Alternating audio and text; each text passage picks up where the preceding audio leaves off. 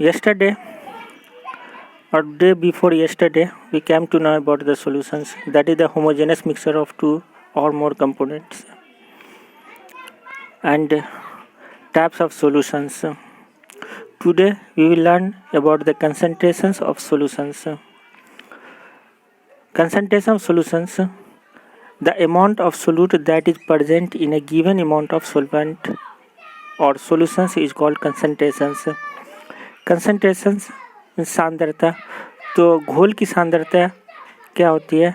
ये सोल्यूट की मात्रा होती है जो दिए गए सॉल्वेंट या सॉल्यूशन की मात्रा में उपस्थित होती है, उसे हम लोग कंसंट्रेशन ऑफ सॉल्यूशन कहते हैं. Classifications of concentration of solution.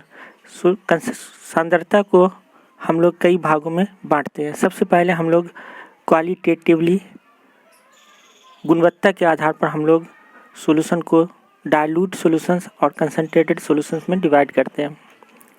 Quantitatively मात्रा के आधार पर सॉल्यूशन को हम लोग कई भाग में बांटते हैं. सॉल्यूशन की कंसंट्रेशन को कई भागों में बांटते हैं. सबसे पहला mass percentage, volume percentage, mass by volume percentage, parts per million, mole fractions, molarity and molality. Two more units is present, that is these are formality and normality. We will learn about these two units in later. First we see dilute solution. What is dilute solution? So dilute solution क्या होता है? These solutions can dissolve more solute and contain large amount of solvent. वो solutions जिसमें और भी solute खुल सकती है और उसमें बहुत अधिक मात्रा में सोल्वेंट उपस्थित होती है, उस तरह के सॉल्यूशन को हम लोग डाइल्यूट सॉल्यूशन कहते हैं. Dilute solution having water A सोल्वेंट is called aqueous solution. वो डाइल्यूट सॉल्यूशन जिसमें सोल्वेंट पानी होती है उसे हम लोग एक्वस सॉल्यूशन कहते हैं. Concentrated solution. The solution which contains large quantity of solute is called concentrated solutions. वह solutions जिसमें सोल्यूट की मात्रा अत्यधिक होती है, यानी बहुत ज़्यादा मात्रा में होती है सोल्यूट की, तो उस तरह की सॉल्यूशन को हम लोग कंसंट्रेटेड सॉल्यूशन कहते हैं. दूसरी कंसंट्रेशन की इकाई है जो कि क्वांटिटेटिव है, जिसमें सबसे पहला आता है मास परसेंटेज. मास परसेंटेज क्या होता है? The mass of solute that is present in 100 gram of solution is called mass percentage. Mass percentage जो सोल्यूट की मात्रा ग्राम में लेते हैं.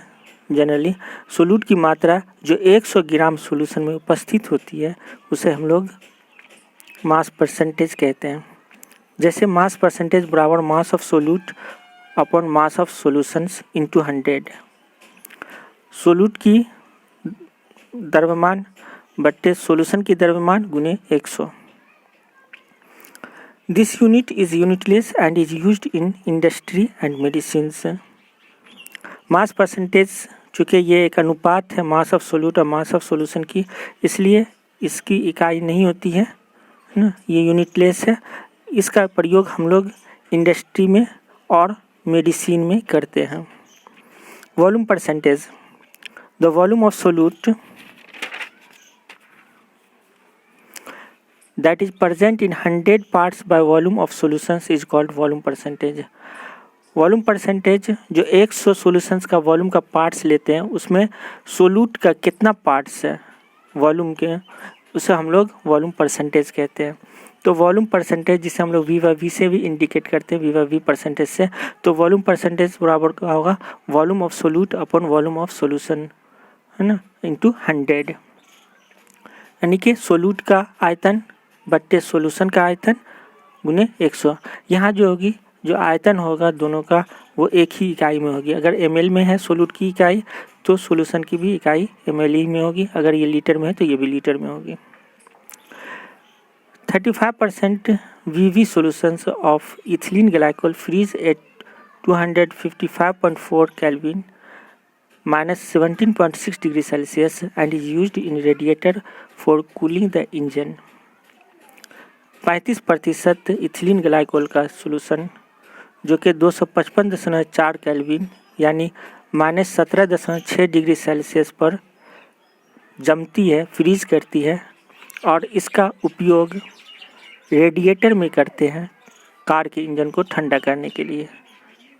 ख़ास करके ये कोल्ड कंट्रीज़ में होती है, जहाँ पे 0 डिग्री पे पानी फ्रीज कर जाते हैं, जिससे कार का रेडिएटर ब्रेक होने का, फटने का डर होता है।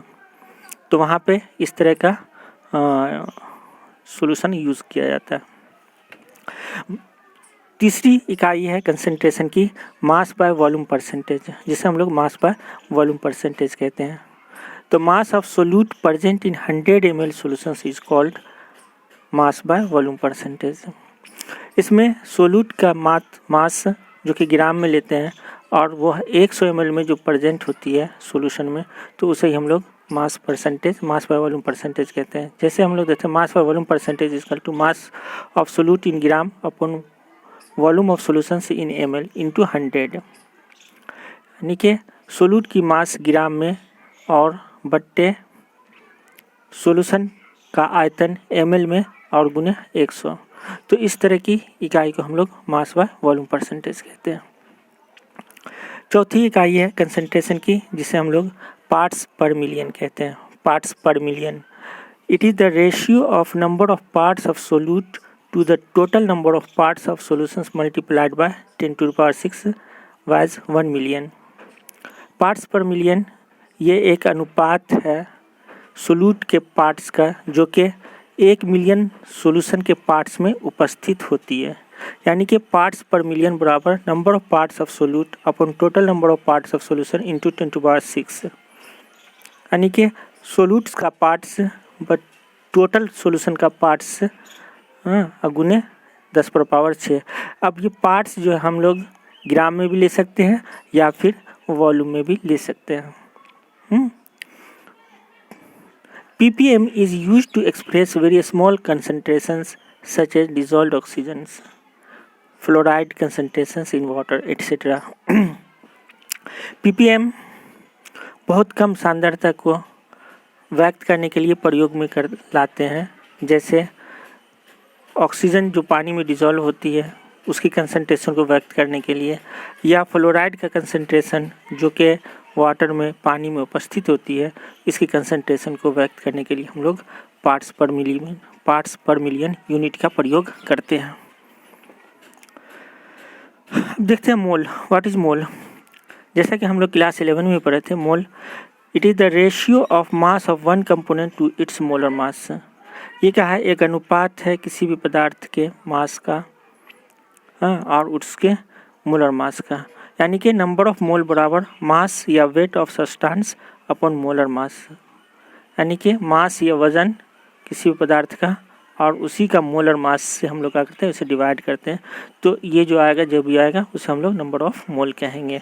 तो नंबर ऑफ मोल बराबर का हो जाएगा मास ऑफ सोल्यूट या mass of substance upon its molar मास, उसी का मोलर मास, जहाँ पे m बराबर w बराबर मास है और m कैपिटल M जो क्या है, मोलर मास है किसी भी पदार्थ का। Mole fraction. Mole fraction it is the ratio of number of mole of one component to the total number of mole of solutions. Mole fraction क्या है? अनुपात है सोल्यूट का या किसी एक कंपोनेंट का सॉल्यूशन के अंदर और उसके पूरे कंपोनेंट का मोल का, है ना। मोल फ्रैक्शन क्या है? ये एक अनुपात है ना, number of mole of one component, यानी कि एक कंपोनेंट के मोल की संख्या का और टोटल नंबर ऑफ मोल जो कि सॉल्यूशन में उपस्थित है, उन्हीं के अनुपात को हम लोग क्या कहते हैं? मोल फ्रैक्शन कहते हैं। For binary solutions having number of mole of component Na and Nb। Binary solution, जैसा कि हम लोग जानते हैं, बाइनरी सॉल्यूशन में दो कंपोनेंट उपस्थित होती है, तो जिसमें यहाँ पे हम लोग Na और Nb उसका मोल लिए हैं। तो एक सॉल्यूशन में जहाँ पे Na A का नंबर ऑफ मोल है और Nb B का नंबर ऑफ मोल है ना। तो मोल फ्रैक्शंस ऑफ कंपोनेंट A, तो यहाँ देखते हैं हम लोग A का मोल फ्रैक्शन, जहाँ पे चाय A, तो चाय का हो गया मोल फ्रैक्शंस A का हो गया चाय, तो चाय बराबर number of mole of A upon total number of mole of solutions. Total number of मोल में क्या आ जाएगा, यहाँ सोल्यूट का मोल और सोलवेंट का मोल दोनों आ जाएगा। तो जैसा देखते हैं हम लोग चाहे A इजकल टू Na जहाँ पे सोल्यूट का मोल है और या फिर सोलवेंट का मोल है Na, और Na सोलवेंट का मोल प्लस Nb सोल्यूट का मोल। सिमिलरली इसी तरह से हम लोग देखते हैं mole fraction of component B component का। तो चाहे बी बराबर NB upon Na plus NB। तो जिसका भी मोल फ्रैक्शन निकालना होता है उसे हम लोग न्यूमरेटर में रखते हैं और बाकी जितना भी नंबर ऑफ मोल है उसे हम लोग डिनोमिनेटर में यानी हर में रखते हैं, है ना। तो चाहे बी बराबर का हो जाएगा NB upon Na plus NB, है ना। तो ये हो गया तुम्हारा बी का mole fraction. The sum of mole fraction of all components is equal to 1 of a given solutions. तो मोल फ्रैक्शन का जो योग होगा एक सॉल्यूशन के अंदर सभी कंपोनेंट का, वो 1 के बराबर होगा। जैसा कि हम लोग यहाँ पे देखते हैं, जैसे देखते हैं हम लोग यहाँ पे बाइनरी सॉल्यूशन के लिए चाहे A और चाहे B, जो कि चाहे A का मोल फ्रैक्शन है और चाहे B का मोल फ्रैक्शन है। तो जब इनको हम लोग जोड़ते हैं, हम लोग यहाँ पे देखते हैं, तो चाहे A का वैल्यू होता है Na upon Na plus NB और चाहे B का वैल्यू होता है NB upon Na plus NB। तो जब इन दोनों को ऐड करते हैं तो Na और NB और Na NB का एलसीएम लेते हैं तो Na प्लस NB आता है, और फिर इसका जो सम होगा वो Na प्लस NB। ये दोनों का हो जाएगा, कैंसिल हो जाएगा, और कैंसिल होने के बाद 1 हो जाएगा। तो चाहे A प्लस चाहे B बराबर 1। अब छठी इकाई है कंसंट्रेशन की, जिसे हम लोग मोलरिटी कहते हैं। Molarity it is the number of mole of solute per unit litre of solutions. ये 1 लीटर सॉल्यूशन में सोल्यूट की जो मोल की संख्या उपस्थित होती है उसे हम लोग मोलरिटी कहते हैं। तो मोलरिटी बराबर हो जाता है number of mole of solute upon volume of solutions in litre. तो मोलरिटी बराबर होता है सोल्यूट की मोल की संख्या बट्टे वॉल्यूम, सॉल्यूशन का वॉल्यूम लीटर में लेते हैं हम लोग, है ना। तो इन्हीं दोनों के अनुपात को हम लोग मोलरिटी कहते हैं। तो मोलरिटी बराबर का हो जाएगा NB upon V in litre, जहाँ पे NB सोल्यूट का मोल की संख्या है और V सॉल्यूशन का आयतन है लीटर में। तो इसकी इकाई क्या हो जाती है मोल पर लीटर, जहाँ पे NB का है मोल है सोल्यूट की और V जो है लीटर में लेते हैं, इसलिए इसकी इकाई क्या हो जाएगी मोल पर लीटर। मोलरिटी जिसे हम लोग स्मॉल m से इंडिकेट करते हैं। It is the number of mole of solute present in 1 kilogram of solvent. Molarity है ना, ये मोल की संख्या होती है जो 1 किलोग्राम सोलवेंट के अंदर उपस्थित होती है, उसे ही हम लोग मोलरिटी कहते हैं। तो मोलरिटी बराबर का हो जाएगा, मोलरिटी बराबर का हो जाएगा number of mole of solute, जिसे हम लोग NB से इंडिकेट करते हैं, और mass of solvent in kg, है ना। Number of mole of solute बट्टे mass of solvent in kg, जिसे हम लोग WA से इंडिकेट करते हैं सोलवेंट को, तो सोलवेंट की मास को। तो M बराबर NB अपॉन WA, जहाँ पे B बराबर सोल्यूट और A बराबर सोलवेंट, यानी कि B से हम लोग सोल्यूट को इंडिकेट किए हैं और A से सोलवेंट को, और WA से सोलवेंट की मास को इंडिकेट किए हैं। कल हम लोग 2 यूनिट जो बचा हुआ वो और इन्हीं यूनिट का रिलेशन और मैथ पढ़ेंगे।